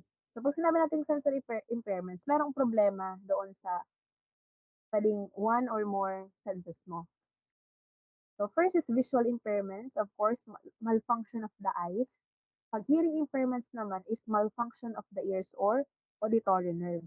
So example natin sa visual impairment, yung malalabo ang mata, 'di ba meron sa ating mga may nearsight meron sa ating mga nearsighted, meron din naman mga farsighted. Okay, so those are visual impairment. Hearing impairment naman, so depende kasi merong mga tao na may difficulty lang in terms of hearing, pero nakakarinig naman through assistance of through the through assistance of hearing aids, pero meron talagang totally walang naririnig. So ang ginagamit po nating instrument to measure how loud the sound is decibel. So ang tawag ay decibels. So ginagamit 'yon, yung instrument na 'yon para malaman mo if ang bata ba ay puwedeng, may problema in terms of hearing or, hearing, okay? Or kung deaf ba yung bata. So then let's talk about twice exceptional or dual exceptionality or tinatawag nating 2E. So pag ang bata ay 2E or twice exceptional, ito yung mga estudyante po na exceptionally able pero merong disability. So ito yung mga bata na may talent, gifted, pwedeng high intelligence, pero high intelligence silang bata pero meron silang disability. Okay? Or pwede naman puwedeng below to high intelligence, pero meron silang 2 or more disability. For example, mute and deaf, tipe, bingi, okay? So ito naman dual exceptional, gifted with autism. So gifted yung bata, magaling siya in terms of music, 'di ba meron siyang musical intelligence. Child is nonverbal and shies away from eye-to-eye contact kasi nga meron siyang autism. Pero kaya niyang mag-play ng piano concertos kahit isang beses na lang ito narinig. 'Di ba very very gifted, very talented yung bata, pero meron siyang disability. Next, gifted with ADHD. So ang qualities nitong batang 'to, they're easily distracted, hyper-talkative, exaggerated emotional response, appears withdrawn, forgetful, okay? Pero nagmi-misbehave siya sa lesson sa klase kasi pala advanced na yung alam niya.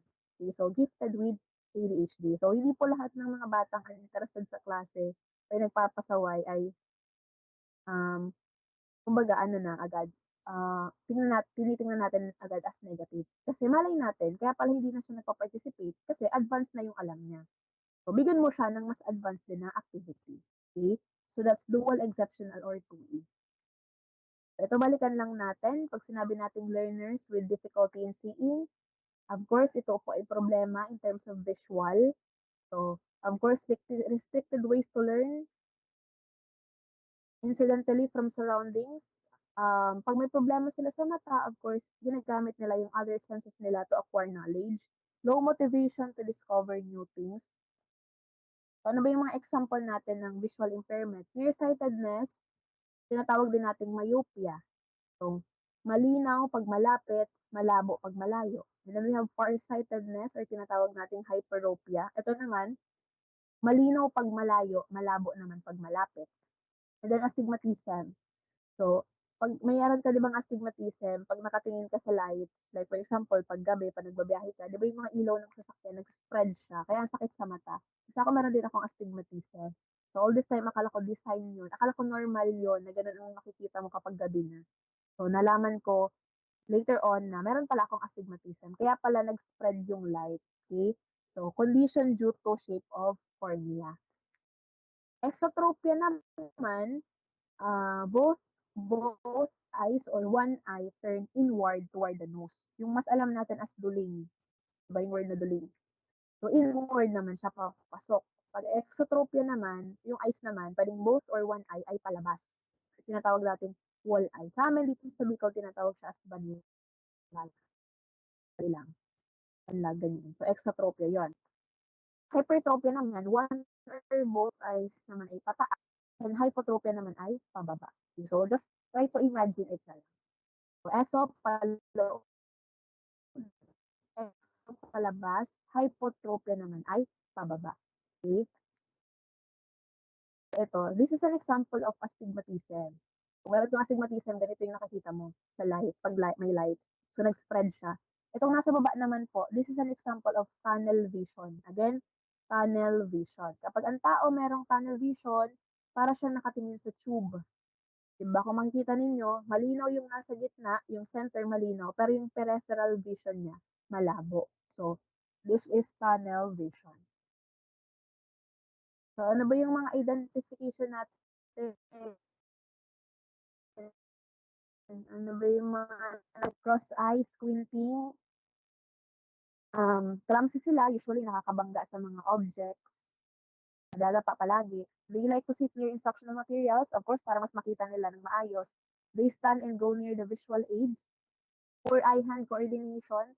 Kaya yung mga bata na malabo ang mata or may problema in terms of visual, they are not very good din sometimes sa mga bodily kinesthetic activities like sport, PE. Kasi nahihirapan din sila doon. Difficulty in reading and writing. Pero hindi naman po lahat. Okay? So, next. Learners with difficulty in hearing. So, again, yung instrument na ginagamit natin to measure how loud the sound ay tinatawag natin decibel. Di decibel na, kundi decibel. So, ano ba yung mga characteristic ng batang may problema in terms of hearing? Of course, deficiencies in language and in their experiences, delayed communication. So, delay ang communication kasi nga, may problema sa pandinig. Minsan nga kapag ang bata deaf, 'di ba? Minsan mute na din sila kasi ano naman kasing sasabihin nila, wala naman silang naririnig. Pero meron pa rin po silang boses. It's just that minsan hindi nila fully nagagamit. Okay? Kasi wala naman silang naririnig, 'di ba? Pero minsan kaya naman ng assistance ng hearing aids. So may miss out daily conversation, may miss crucial information, and prefer to work on their own. So, ano ba yung mga characteristic ng mga batang may problema in terms of hearing? Of course, speaking loudly, malakas ang boses nila. Kasi akala nila, di ba minsan nagsisigaw na sila, akala nila mahina lang yung boses nila. Pero, ang totoo, sobrang lakas na pala. Kasi nga, may problema sila sa pandinig. Positioning ear toward the direction of the speaker. Di ba? Minsan, instead na, pag nagsasalita ka, kaharap sila, instead na nakaharap sila sa'yo, nakatagilid sila. Kasi nga, pinuposisyon nila yung ear na mas nakakarinig doon sa direction ng speaker. Of course, they ask information to be repeated, delayed development of speech, watching the face of the speaker. So, tinitingnan nila ang mukha na nagsasalita. Bakit? Kasi anong ginagawa nila? Sila ay nagli-lip reading. So, binabasa nila yung lip ng speaker. Okay? Kung ano yung sinasabi. Favoring one ear, not responding when called. Akala mo in-slab ka pala, pero hindi ka lang pala narinig. Has difficulty following directions, does not mind loud noises, and learning to close to the source of the sounds. Okay, so actually ilan lang po ito sa mga observable symptoms and characteristic ng mga estudyante ng hearing impairment. Next naman ay speech and language disorder. So pag speech impairment, communication disorders like stutter, impaired articulation, language, or voice impairment. Meron mga estudyante na hirap sila in terms of public speaking kasi nag-stutter sila. Yung voice nila is minsan too pitchy, too high, too low naman. Minsan they cannot produce yung sound ng words. So these are example of speech impairments. First, we have fluency disorder. So pag sinabi natin fluency disorder, difficulty in rhythm and timing. So example natin dito, blocks, prolongation, repetition. So sa blocks, nagpo-pause yung bata. Like, for example, I want a pause, and banana. Okay? Prolongation, pinapahaba. Napapahaba niyo yung sentence or words like, I want a banana. Okay? Pag repetitions naman, inuulit-ulit. Like for example, I want a banana. Ayan, naging minion na siya. Okay? So that's repetition. Okay? So that's fluency disorder. Pag voice disorder naman, problem naman with the use of sounds. May problema sa larynx. Diba larynx is our voice box. So, pwedeng hypernasal, pag yung parang sa ilong lumalabas yung boses. Breathing, parang palaging hingal. Low voice, very low voice naman, or very high pitch naman yung boses. So, that's voice disorder. May problema sa larynx. Pag articulation disorder naman, unable to produce sounds physically. Pwede siyang substitution, na pagpapalit yung sound, pwedeng omission, may tinatanggal, ay natatanggal na sound, distortion, or additional use of speech sound.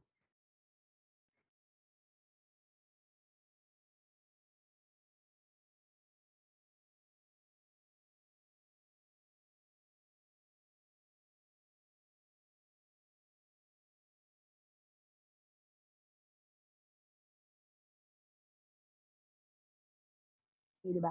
Hmm. So, normal yun sa bata, of course, na bulol pa sila. Pero of course, kapag ka matanda ka na ganun ka pa rin, mag-pronounce ng words, so of course, there is something wrong. Example, I want a blue lollipop. So, ano sabi niya, I want a blue lollipop. Next, can I get 3 bananas? Ano kung pronounce niya?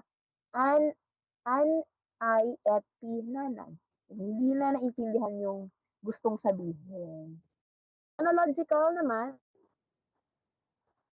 when order, di ba, when we say phonemes, pertaining yan sa sounds. Produces multiple of sound errors. Example natin dito, imbis na ang masabi niya that pie is good, ang sasabi niya cat bite is food. Very, very different dun sa original na sound, no?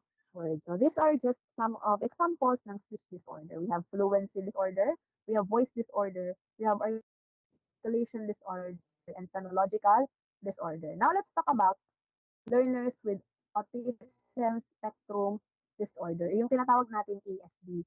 So ASD is a condition related to brain development that impacts how a person perceives and socialize with others using problems in social interaction and communication. Tandaan po natin na ang autism ay problema in terms of social communication.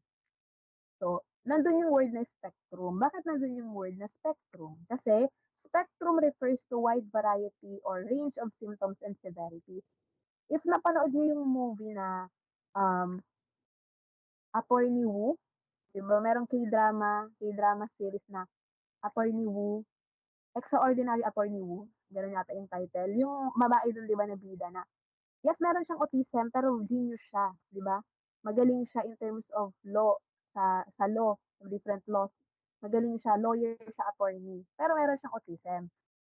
Okay, so meron mga tao po kasi na may autism na pwedeng below to high intelligence. So kaya nga nandun yung word na spectrum. Ano ba yung mga symptoms ng autism? So, of course, reduce eye contact. Hindi po sila nakakapag eye to eye contact kapag nakikipag-usap sila sa ibang tao. Lack of response to their name. Kapag tinawag mo sila, hindi sila agad-agad nag-response. So, para silang may sariling mundo.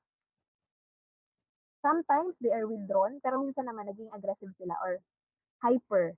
Pwede more intelligence, difficulty in learning, and some have signs of lower than normal intelligence. So, failed to respond to name, appears not to hear you. This is cuddling and holding. So, ayaw din nila na ng cuddle, ng holding, kasi nga gusto nila mag-isa. Okay? They want to play alone. So, solitary play po ang ginagawa ng mga batang to. Has poor eye contact and lack facial expression. So, kung napapansin niyo din sa kanila, para silang robot magsalita. Di ba parang wala silang facial expression. And nahihirapan din po silang ma-recognize ang facial expression ng ibang tao. Okay? Kaya nga it's also hard to start conversation with them. Okay? Doesn't speak or has delayed speech. and speaks with an abnormal tone or rhythm like pwedeng parang robot-like yung speech nila.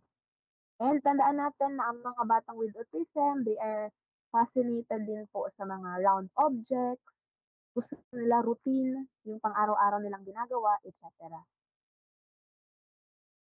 Okay, so yun po ang characteristic ng autism. So, dahil tapos na nating ma-discuss ang different disabilities, their symptoms, yung mga characteristic ng mga batang may kapansanan or disability, ano naman po yung mga pwede nating gawin as a teacher para matulungan sila? Of course, it's not enough na na-recognize mo yung needs ng bata. Kailangan as a teacher, magbigay ka ng concrete na solution or magbigay sa kanila ng accommodation, modification, and assistance na kailangan nila. So these are some of suggestions for beginning teachers' educational approaches. So ano ba yung pwede nating magawa as a teacher sa natulong sa mga learners with blindness or low vision? So dahil ang problema po nila sa visual, gumamit ka ng other materials na mata-target yung other senses nila. Like, you can use book. So, meron tayong mga tinatawag na object book. Ang ginagamit dito ng bata is their sense of touch. Okay? Yung tactile, di ba mga tactile books. Inform ahead of time to order braille. So, pwede silang gumamit ng braille, tactile reading writing system. Or, pwede ka rin pong magbigay sa kanila ng mga audio recorded format. Okay? Pwede mong i-record yung mga materials, yung lesson mo, para papakinggan na lang nila. And all words should be written on the board. Dapat lahat ng instructions sa every activity po, dapat sinusulat natin yan sa board. And dapat brief and concise. Direct to the point dapat. And preferential seating, paupuin mo sa unahan. Pwede kang gumamit ng peer tutoring, body-body system. Ipaupo mo or ipatabi mo sa mas magaling na estudyante mo, di ba yung MKO na tinatawag natin, more knowledgeable others, that can also assist yung batang LSEM. You can give them more time to accomplish a task or homework, extended breaks, use terminology that require visual acuity, so teach them what you really mean, and minors monitor students who need extra time in completing tasks. Ano naman ang pwede nating maging ibigay na help sa mga batang with hearing impairment? So you can use residual hearing they may have. So use you can allow them to use assistive technologies like hearing aids, um, and other assistants na pwede nilang magamit para matuto sila ng maayos sa loob ng klase. So, help students to develop ability for speech reading or lip reading. Turuan mo silang mag-lip reading. Should sit near them in presenting lesson. That's preferential sitting. I-avoid mo yung paggamit ng exaggerated pronunciation. Kasi nga, nahihirapan na silang in terms of hearing. So, dapat brief, concise, direct to the point ang directions mo. And it should be written in the board. You may use visual aids, pictures, videos, instead of verbal. Pwede kayo naman on activities, physically acted out instead verbal. And you can use variety of use differentiated strategies. And also, pinakamahalaga sa lahat, kailangan meron kang patience. Okay? Patience in relating to hear learners with communication disorders. So you can allow the child to sit near the blackboard or preferential kapit sa'yo, away from distractors. So get the child's attention before giving direction. Teach them what you really mean. So kunin mo muna ang attention ng bata bago mo bigyan ng task or activity. You may use pictures, graph. Lalo na ang mga estudyante natin ngayon ay mga visual learners. I-simplify mo ang directions into short steps.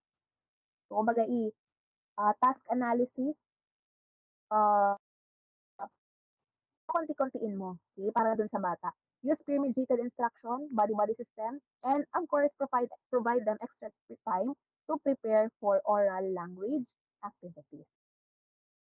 And learners with autism spectrum disorder. So, maganda rin po na ang ginagamit mong activities para sa mga bata with ASD is yung mga something na interesting para sa kanila. Kasi hindi ka nila papansinin kapag hindi sila interested. So, you can use games, sensory activities like Play-Doh, fidget toys, etc. 'Di ba maraming technology tayong puwedeng gamitin to catch their attention. Avoid mo rin yung sensory overload sa loob ng classroom. So, iwasan mo yung too much design na hindi naman na relevant, 'di ba, sa teaching learning process. Kasi instead na mag-focus sa'yo ang bata, ma-focus na lang 'yan sa designs. Teach them what you really mean kasi 'di ba nahihirapan din sila in terms of recognizing facial expression, mahina din sila in terms of affecting